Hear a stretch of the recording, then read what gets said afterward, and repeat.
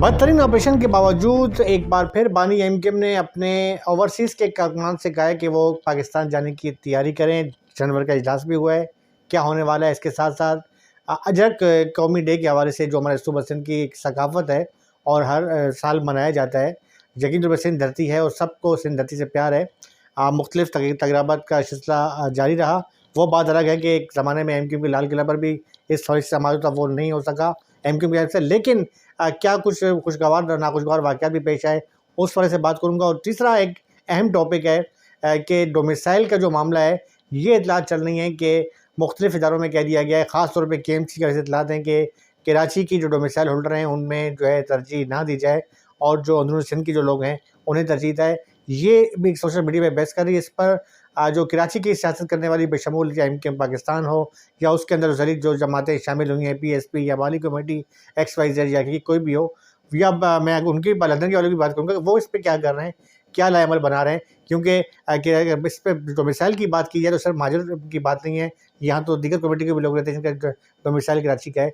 तो उसके लिए क्या होने जा रहा है, उनके नौजवानों को रोज़गार मिलेगा या नहीं, ये है मेरे टॉपिक। उम्मीद है आपको ये मेरा व्लॉग पसंद आएगा। लाइक करेंगे, सब्सक्राइब करेंगे, मेरी हौसला अफजाई होगी।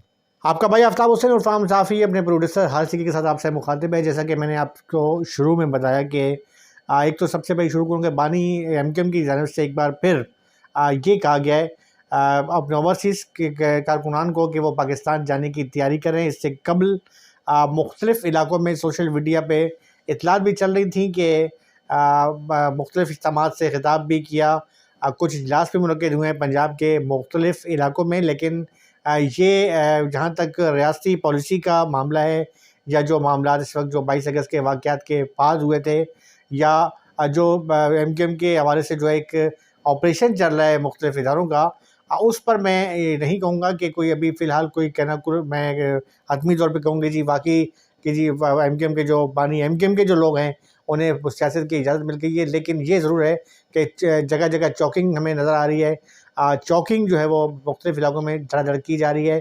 इस पर भी मुख्तलिफ़ जो है वो तजिया निगार जो हैं ये भी कह रहे हैं कि जो बानी एमकेएम अल्ताफ़ हुसैन के जो नज़रिए से मुखालफत रखते हैं, या वो ये उनका ये कहना है कि एक बार फिर जो अगर उनकी दोबारा सियासत आती है तो वही एक जो आमतौर पे माज़ी में अगर हम जाते हैं तो एक ख़ास जो तशद्दुद का जो मामला था या जो मामला थे वो दोबारा होंगे।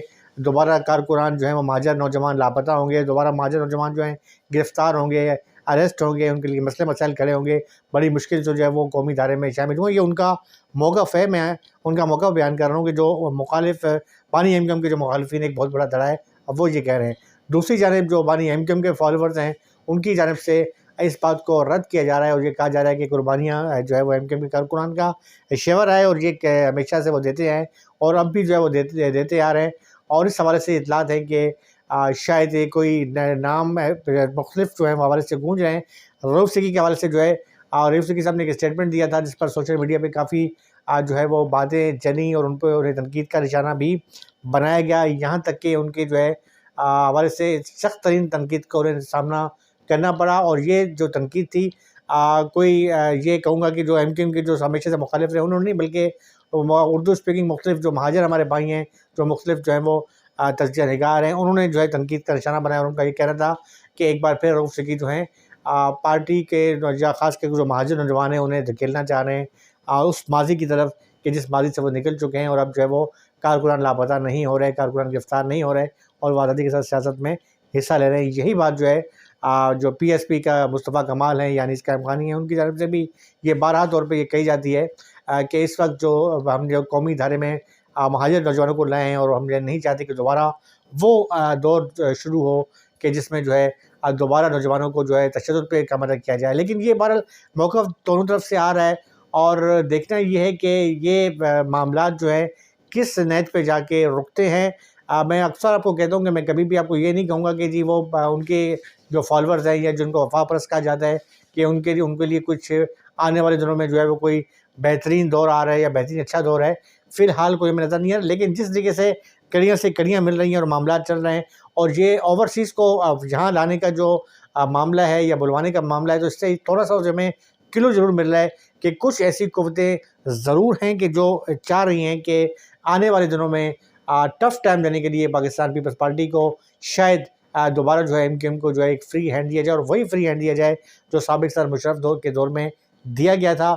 शायद मौजूदा जो एमक्यूएम है, जिसमें तमाम अगरचे धड़े मौजूद हैं, चाहे वो एमक्यूएम वाली कमेटी हो, पीएसपी हो, या आफाक अहमद की कभी अगरचे उनकी एक जो है सियासी जो उनका जो कैरियर या सियासी है महदूद है या मखसूस इलाकों तक है, लेकिन किसी हद तक वो भी एक महाजर धारे की सियासत में मौजूद हैं। तो शायद टफ टाइम देने के लिए पीपल्स पार्टी को जो है ये किया जा रहा है कि आने वाले दिनों में शायद कुछ मामला कुछ ऐसे नज़र हमें आ रहे हैं कि मामला जो है वो दोबारा जो है उन्हें बानी एमक्यूएम की जो है मदद दी जाए, या इन दोबारा धड़ों को जब एक की जाए, या कोई ऐसी शख्सियत बीच में आ जाए कि जो मामलात को जो है दोबारा अफ़वाह तफ़हीम की तरफ लेकर जाए।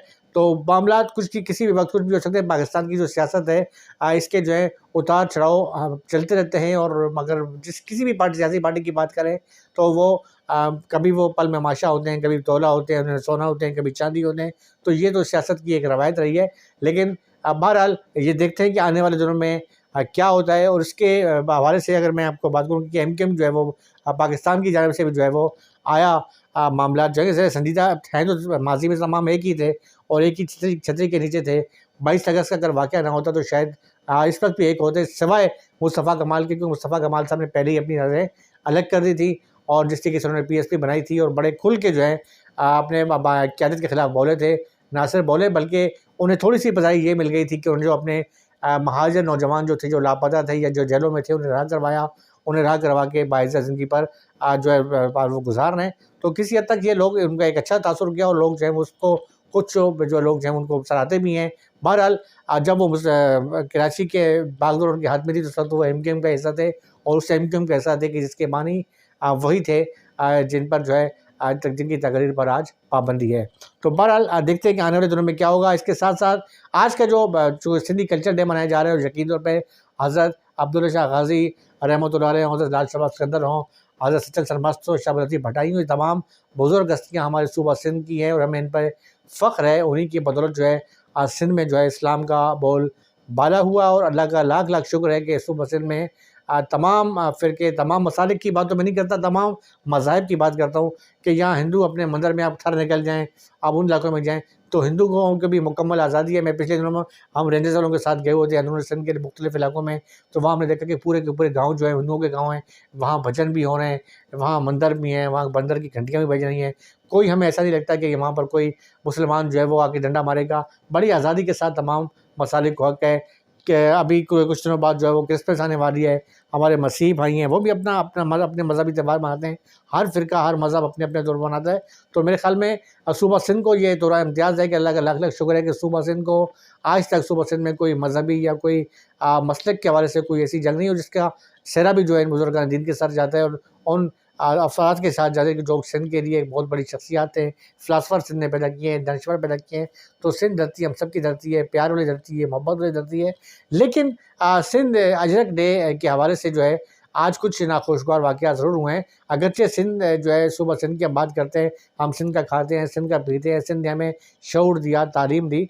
तो यकीन तौर पे कोई भी किसी भी ज़बान का बोलने वाला सिंध के ख़िलाफ़ नहीं हो सकता।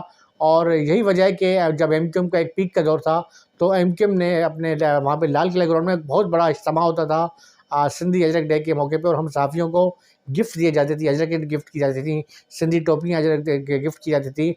और एमक्यूएम राब्ता कमेटी के अंदर जो वो अफराद से मुझे कुछ नाम याद हैं, इशफाक मंगी साहब थे, और हीर सोह साहब थी जो भारतीय पीपल्स पार्टी में शामिल हो गई थी। ये वो थे कि जो सिंधी थे, और इन्हें टिकट भी मिला, अरकान असेंबली भी बने। तो इन्हें ये वो प्रोग्राम ऑर्गेनाइज़ करते थे, और बड़े धूम धड़ल्ले के साथ वहाँ पे प्रोग्राम होता था। लेकिन इस बार हमें कोई यहाँ पे हैदराबाद में या कहीं कोई ऐसा कुछ प्रोग्राम नज़र नहीं है, लेकिन होना चाहिए था, इंतहाई ज़रूरी था, क्योंकि इशफाक मंगी साहब आज भी एमक्यूएम में हैं, और कई ऐसे में नोट किए हैं कि जो है एमक्यूएम में इस वक्त लोग शामिल हैं जो सिंधी ज़बान बोलते हैं, सिंधी हैं। तो मेरे ख़्याल में हाँ, गवर्नर सिंध ने माना कि गवर्नर कामरान खान रसूली साहब ने गवर्नर हाउस में प्रोग्राम किया, लेकिन वो भी एमक्यूएम का हिस्सा है। ये अच्छी खुशहाली बात थी। लेकिन अगर एमक्यूएम की तंज़ीमी सतह की बात करता हूँ, जैसे सेक्टर्स में या मुख्तलिफ़ इलाकों में होता था, वो कोई ऐसा नज़र नहीं आया। लेकिन थोड़ा-सा एक जो नागवार वाक़या पेश आए, शार फैसल पे एफटीसी की बात जो है रोकने की कोशिश की गई, जो हमारे सिंधी भाई थे जो अपनी खुशियों में शरीक थे। अब वो इसमें इंतज़ामिया की गलती है या इंतज़ामिया ने क्यों रुकावटें खड़ी की, इसका जवाब तो इंतज़ामिया दे सकती है कि उनको रोका क्यों जा रहा था। लेकिन उसके बाद इश्ताल एक पहले इश्ताल के बाद कुछ वीडियो आई, वो वीडियो अब आप देखें कि इस वीडियो से जो है वो क्या तासुर जा रहा है आज हमारे सिंधी भाइयों के ऊपर या सकाफ़त मानने के हवाले से। ये वीडियो देखें। ये देखो इसकी वीडियो बना, ये देखो ये देखो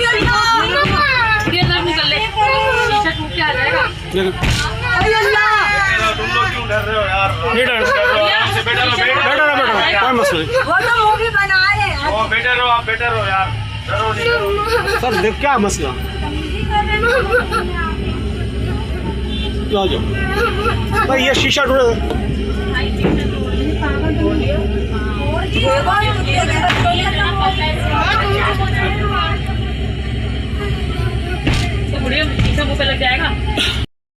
अस्सलाम वालेकुम सर, ये जो है ना GSM वाले जो है ना ये बदमाशी कर रहे हैं, इन्होंने शीशा विशा करेक्ट कर दिया गाड़ी का, हाथापाई कर रहे हैं। हमने कुछ भी नहीं बोला, पैसेंजर ही पूछ लो, बैठे हुए कोई बदतमीजी नहीं, कुछ भी नहीं किया, खाम का ही बदल। सर बताइए मैडम, कुछ हमने कुछ नहीं बोला इनको, इन्होंने बदमाशी करी, आगे शीशा विशा तोड़ा गाड़ी का, ठीक है ना, मेहरबानी। इन्होंने खुद ने आके पंगे लिए और गाड़ी पे इन्होंने खुद ने रक्षे से वो मारा।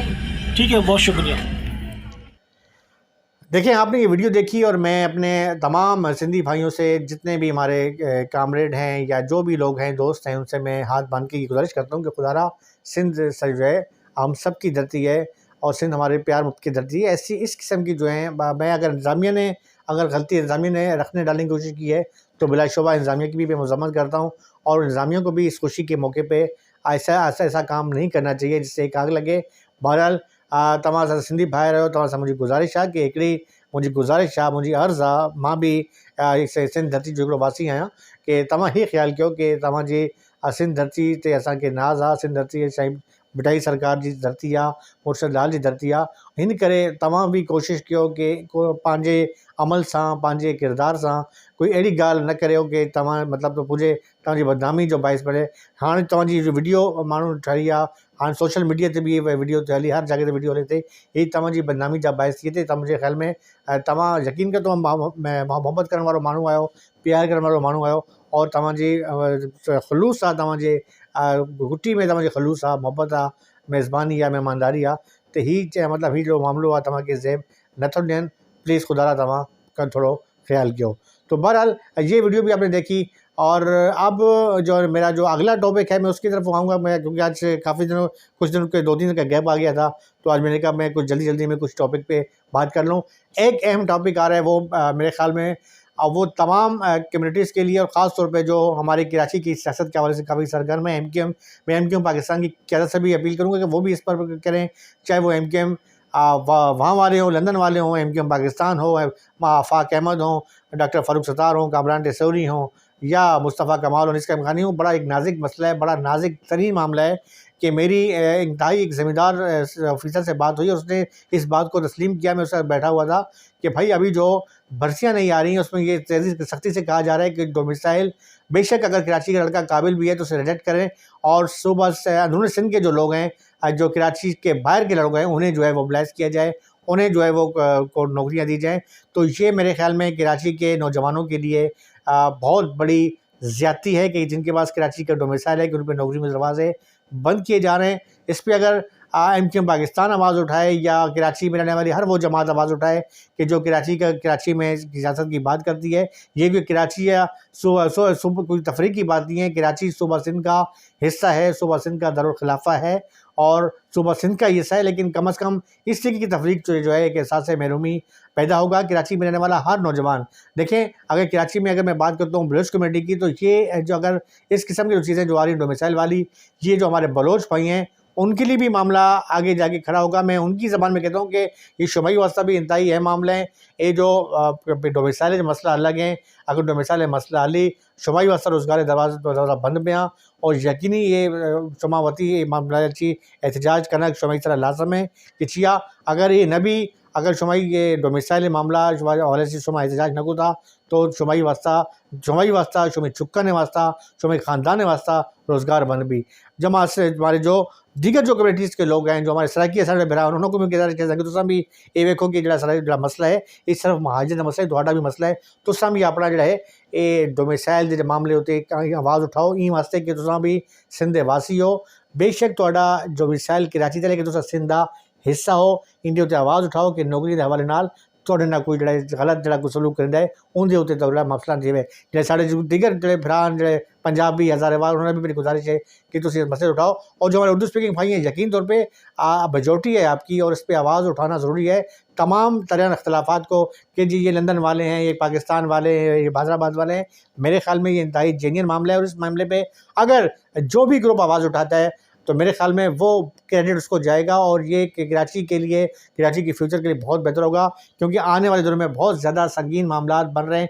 कराची के नौजवानों के ऊपर यही रह जाएगा कि कराची का जो नौजवान है वो सिर्फ फूड पांडा आपका जो है वो काम करता नजर आएगा या बाइक के ज़्यादा नजर आएगा। इसके अलावा कराची के नौजवानों को या फिर कोई प्राइवेट किसी कॉल सेंटर में काम कर रहा होगा और वो उसके अलावा कोई रोज़गार के दरवाजे वैसे ही बंद हैं और फिर बंद हो जाएंगे। खुदारा इन डोमिसाइल के मामले पर जो है वो आप अपना कोई हिकमत अमली अपने जो भी हैं आपके अख्तिलाफ़ात हैं। मैं ये नहीं कहूँगा कि मैं आपको कहूँ कि जी वो वफा परस्त जो है अब वो इस पर आवाज़ उठाएँ, हक परस्त उठाएँ या अपना अनीस खानी साहब वाले के जो ग्रुप है वो उठाएँ। सब आप मैं सबकी तरफ गुजारिश कर रहा हूँ बींगा एक कराची के कि ये मामला किसी कौम का नहीं है, किसी महाजर का नहीं है, किसी पंजाबी, सिंधी, सराइकी या पख्तून का नहीं है, बल्कि ये एक जेन्युइन मामला है और उस जेन्युइन मामले को हाईलाइट करें ताकि जो है कराची के नौजवानों के लिए दरवाजे के नौकरी के रोज़गार के दरवाजे खोलें और जो है ये साजिशें जो हो रही हैं उनका ख़ात्मा मुमकिन हो सके। अपने भाई आफ्ताब हुसैन और फाम साफ़ी और मेरे प्रोड्यूसर राजी को इजाज़त दें। अल्लाह हाफ़िज़। पाकिस्तान जिंदाबाद।